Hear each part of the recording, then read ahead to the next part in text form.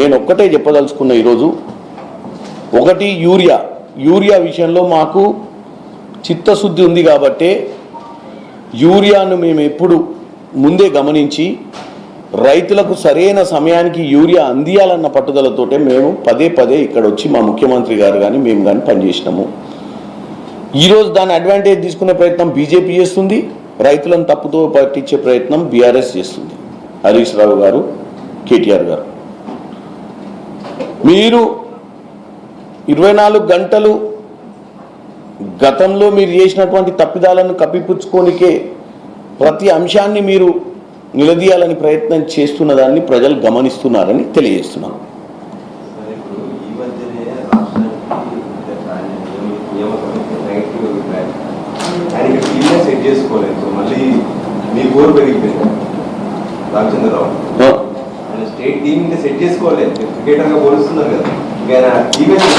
నేనేమంటున్నా, ఆయన team set చేసుకోవాలి, ఆయన బ్రహ్మాండంగా పర్ఫామ్ చేయాలి, అంత బాగానే ఉంది. కంటెంట్ కరెక్ట్ ఉండాలి. ఒకటి ఎక్సెస్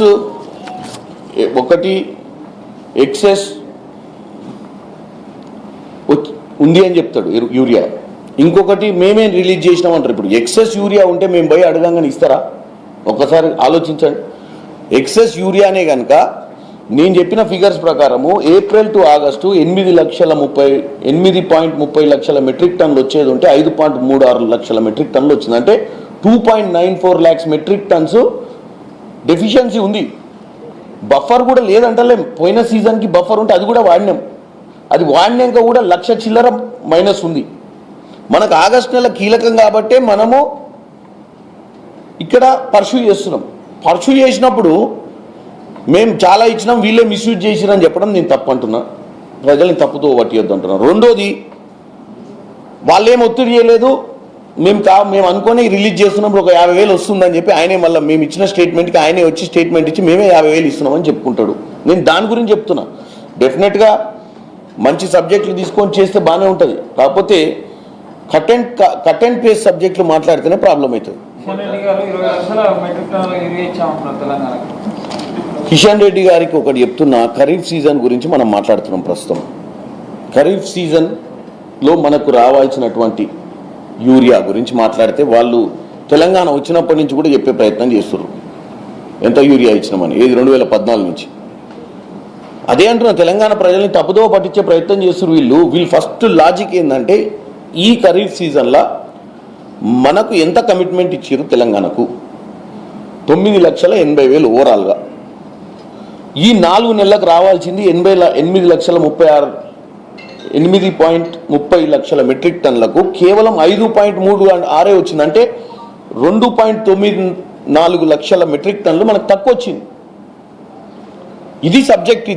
ఈ సబ్జెక్ట్ని, ఈ ఫిగర్స్ని మీరు పాతది, అంతకుముందు సీజన్ది అవన్నీ యాడ్ చేసి తెలంగాణ ప్రజల్ని కన్ఫ్యూజ్ చేయొద్దు. ఇక్కడ డెఫిషియన్సీ ఉంది కాబట్టే రైతులు అక్కడ నిలబడ్డరు. ఇలా మేము పోయి నడ్డా గారిని రిక్వెస్ట్ చేస్తే నడ్డా గారు ఇవన్నీ ఎక్సెస్ ఇచ్చుంటే నడ్డా గారు ఏమి లెక్కలు తెప్పించుకోడా?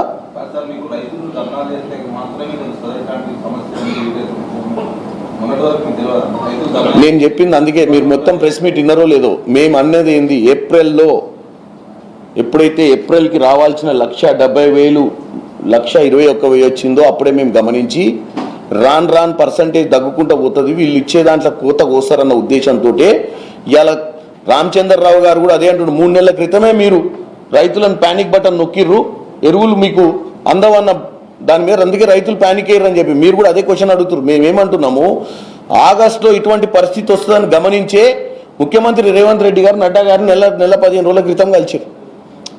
మేము ముందే రైతులను ఇబ్బంది పడొద్దు, రైతులకు యూరియా గురించి ఇబ్బంది కావద్దని 4 నెలల నుంచి పర్సూ చేస్తున్నాం. ఎందుకు పర్సూ చేస్తున్నాం? వీ కెన్ ఫోర్సీ ఏమవుతుందో. అంటే ఏప్రిల్లోనే తక్కువ ఇచ్చినప్పుడు ఇవ్వాల్సిన కోట రాను తగ్గుకుంటూ పోతే ఇదంతా ఒక ప్రెజర్ అంతా ఎప్పుడు పడుతుంది? ఆగస్టులో పడుతుంది మన కోటా మీద. ప్లస్ ఆగస్ట్ అనేది కీలకమైన సమయం రైతులకు.